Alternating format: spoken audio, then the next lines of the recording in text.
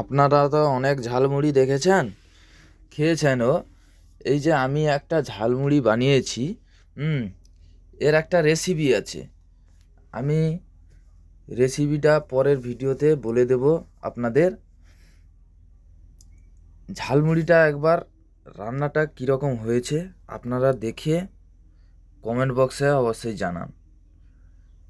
পরের ভিডিওতে আমি আপনাদের জন্য রেসিপিটা আমি বলে দেব। এই যে দেখতে পাচ্ছেন, ভালো করে দেখুন, এটা ঝালমুড়ি। এটা আমি নিজেই রান্না করেছি আজকে, ঝালমুড়িটা বানিয়েছি আজকে। দেখুন,